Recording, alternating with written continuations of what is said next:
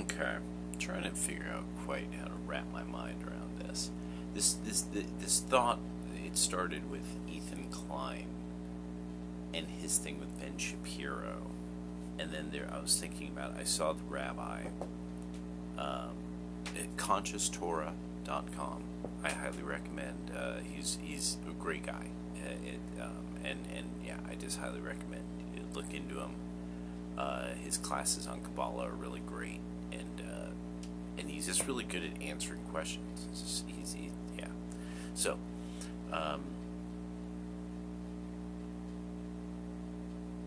something that a lot of people aren't. There's obviously some type of general policy, a group of policies that people are saying, like, I don't like these policies. No, and sort of like, I'm going to vote Republican for the various reasons. And so I'm thinking people are, one, getting this idea of low, they're kind of getting some ideas that come with the Republican view of the Republic compared to the Democrats' view of the Republic. But I wanted to really sort of point out how a lot of people need to understand that a lot of the stuff about fascism, this, fascism, that, people aren't getting hard collectivism. Where finally the collectivists decide, we're not taking no for an answer. You're either in the group or you're out. And you're in the movement or you're not in the movement. The Democrats really messed up fundamentally because they're duplicitous about that.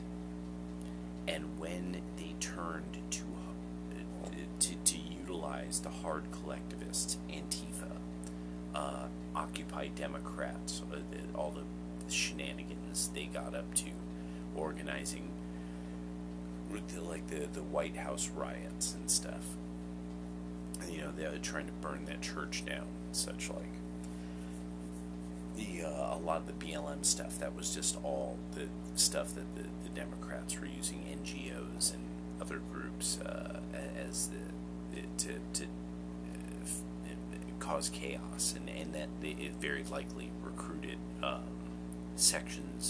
various groups of SEIU members in major cities. This is why, really, a lot of people, one, I want to make sure Kevin McCarthy cannot become House Speaker. Nuh-uh. No. Nope. MAGA dies. Everything MAGA wants goes down the toilet if it's Kevin McCarthy.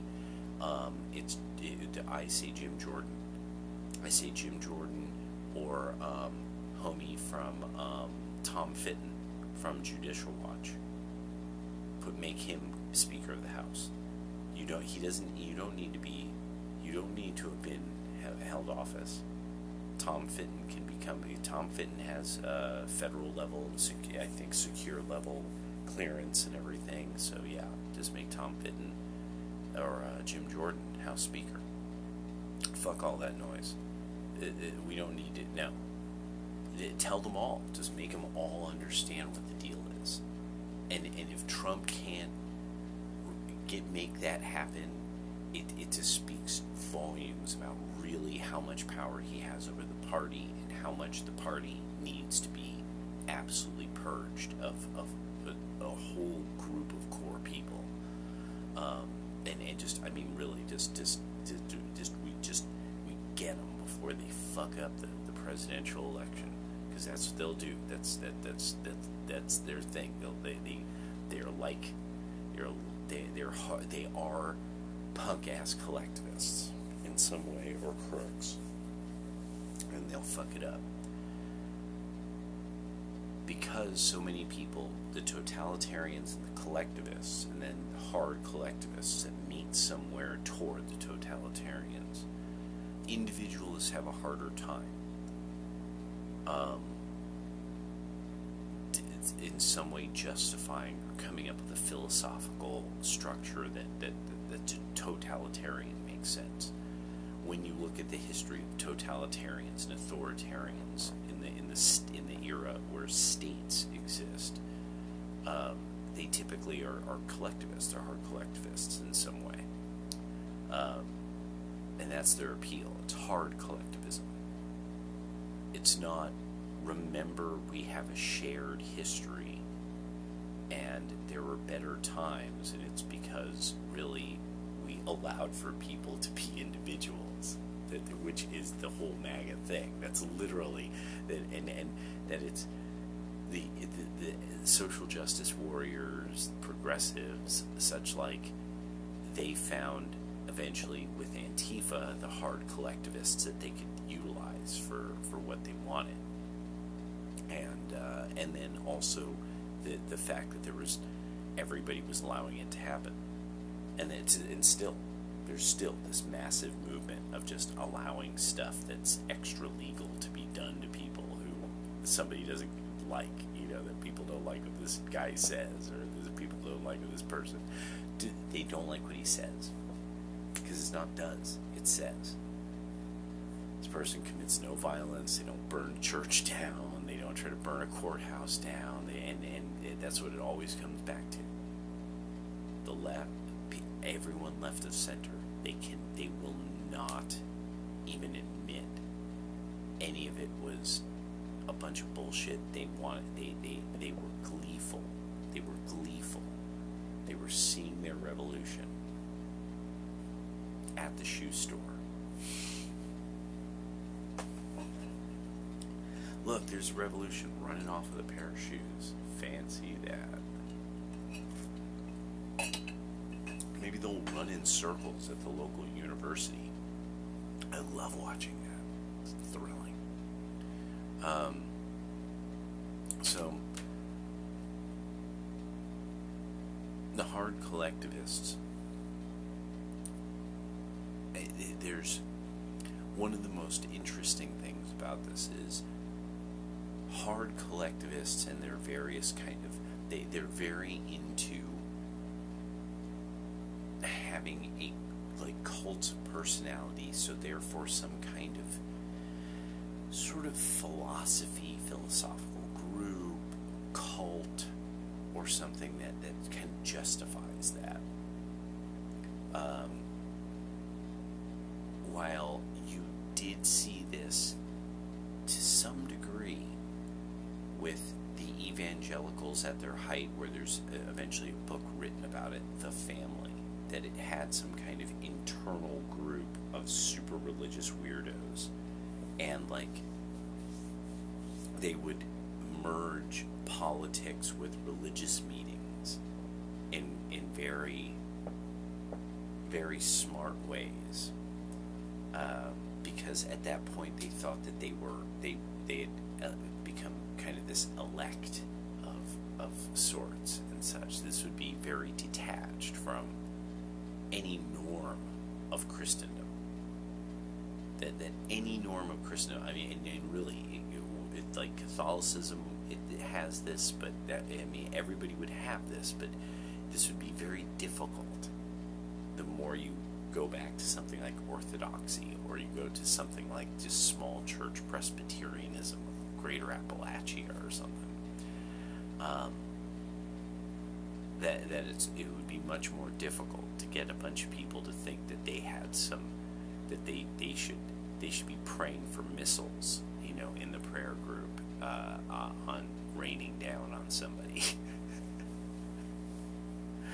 And that's what was happening at these elite meetings, these elite prayer meetings and prayer breakfasts, is people were praying to God and they would just kind of mention how it would be really great if this very specific policy was instituted. Hard collectivists often like to be well dressed, to pose for photos, to have a record of their, how eventually, they accomplished what they wanted. And everyone finally came to an understanding of how right they were, but also because they're typically socio and psychopaths, that they don't understand kind of the horror of it also, that they're posing and it's obvious, everyone knows, like, how dangerous and duplicitous and cruel and everything this person is. Like the famous, where what's it, Stalin and the guy who vanishes from the photo. They know who Stalin is. So a lot of the things with the Democrats going on right now is they all know, oh, this person's like, they wish they were Napoleon, they wish they were Stalin, they wish they were one of the SS. It's just who would be the enemy.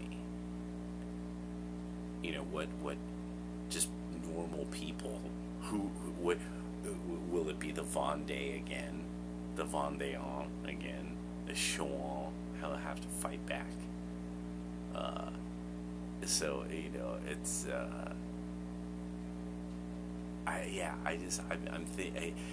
as I look to see how people are starting to be like, there's something funny with these Democrats. People got to get, no, what it is that they've made every attempt at hard collectivism. And the Federal Society judges that Trump appointed fundamentally defended the Republic. There's no way around. Trump saved the Republic. There's no way around it now. There's anybody who wants to say anything else, it's like his judges. That's it. His judges, and then there's a number of his presidential executive orders that people don't know, like, and certain policies and people he appointed, and he appointed them because there's a certain number of years that appointment lasts. That's a huge effort right now that nobody's really knows about, is that the Democrats really want to get various people out of certain appointments. Like, they desperately need to get certain people out of certain appointments. We would probably be in a nuclear war right now if it weren't appointments to the Pentagon that Trump had made. So yeah, I was thinking the Democrats, people don't get, they are historically the hard collectivists of our society. When I really, that's why they're associated with the Klan. And there's nothing on the Republican end that has ever manifested for a long period of time such that anybody really remembers it as their version of hard collectivists, because that's just not, they don't operate that way. They really just don't even operate that way. They don't even have their legal setup is set up around the mentality of it's just these local jurisdictions and these local groups. Where the Democrats, that's not how it is at all. It's entirely this top-down umbrella system of funding of local groups. Signal boosting people. So I'm actually kind of enjoying seeing people kind of figuring something's up with them. But now it's really time to kind of dig in, to kick the taint. Don't kick them in the head. Kick them in the taint when they're down. Make them feel it. Like a couple times, because there's a lot of adrenaline, bamf, bamf, quick, go whoop-pow, whoop-pow, like you're trying to take off running, right there, boot to the taint, because that's what you gotta do, because it's fight, it's you're fighting the dirtiest dirtbag that ever dirted, and Democrats, and the beauty is they were really heavily weakened by there's just no way around it. The progressives weakened them horribly, and it's beautiful. I just been loving it. I've loved how Cenk Uygur and them have just ruined the Democrats' chances. It's been so beautiful to watch. I really hope Dame Pesos clips. There was a video Cenk Uygur put up today, and there's a number of them. It's like the last 3 days have had gold. I'm like, that's gold. just he did another "Give Me the Money." He did another one of those that was so perfect. It was just the whole body language is fantastic. I mean, is this one of those moments where it's like there's something that's so chank about that, you know, like when he's trying to act like he's a good guy who's concerned, that doesn't come across as real at all.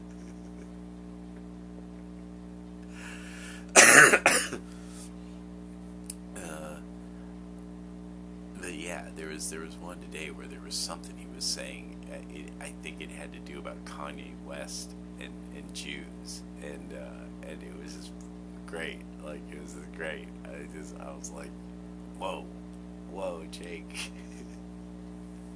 Somebody needs to clip that bitch. Holy shit! I hope Tommy Paces is watching this one. I put that one in the comments. They'll probably delete it. Because they don't eat enough tacos. They don't have energy. They don't have energy like us on the right. And it feels so energized, don't you? Don't you feel energized? So, stay energized. Stay happy. Listen to some old music. You know, they're really, listen to something old. Because there was this article that I was reading that was talking about the liberals, and this literally, I think this is titled "The Liberals or the Democrats." I think it's the liberals are the new toothless hillbillies from Deliverance, and it got into things that, and one of the things that came up, and I thought about it. It was sitting back there, and I had it something. I did something with my phone. I had to delete all the tabs. I'm starting to figure something out about this one too. Like, just tell everybody what's on your tabs. You keep talking about these articles. Just say these are what's on my tabs. And so this article was getting into something that I had noticed, that all these people on the right who suddenly, because it was like a reading competition. The right wing had book clubs. There's right wing book clubs. There's that's not a joke. There's books that if you look up on Amazon, 2 or 3 titles, like Quintus Curtius's translations of Meditations or something, and then you look up the War on SJWs or something like that, or you look up. There's a number of books you could look up. Aaron Clary's books, Vox Day, Aaron Clary, and but then various things about genetics. Once you start looking those up, you'll start getting other suggestions that you're like, oh, I forgot, blah blah blah, wrote that. Oh yeah, you'll see different stuff come up. So because of that, this became a competition. And especially stuff that's relatively, almost it was considered, ancient and obscure. But yet people, and they would write and quote from it in blogs, and it would, you all suggest all kinds of things, and people have bought me books, it sent me PDFs, here's a link to this whole PDF, or here's a file, So this person was getting into the right and then I remembered Doomer Jazz. Some of you might know about these channels. There's some Doomer noir jazz music. So it's obscure jazz tunes of the 20s hardcore obscure 20s jazz that is like noir movie music, and this kind of and that would have like a picture of like a Pepe in some Gatsby outfit. Gatsby-esque outfit. And I was sitting there and I'm wow, now that's fascinating. Good tunes. Really good tunes.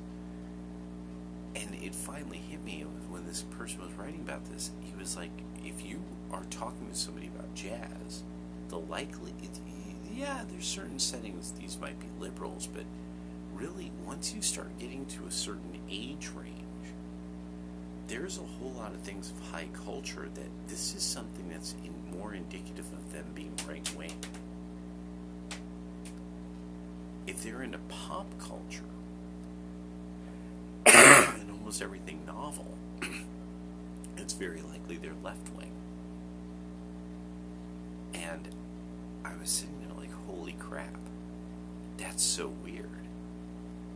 If I think of I would think of it if you were somebody who knew what an Ames chair is, it's probably pretty likely that you're a person who's probably going to be a little skewing rightward now. Because in something like an Ames chair, its import wouldn't matter to anybody outside of something they had learned in school. So more of a leftist pedantry, that, or maybe that they still associate themselves with some kind of class like that. But that's not what they're about anymore. They're about being a street dirtbag, or a drug addict, or somebody who loots stores. While the right are these orderly people trying to preserve the best parts of society, and these are people who came from often a multicultural, say, urban or suburban setting, and are now living in the exurbs, conserving that they're conserving Otis Redding from the savages at the universities.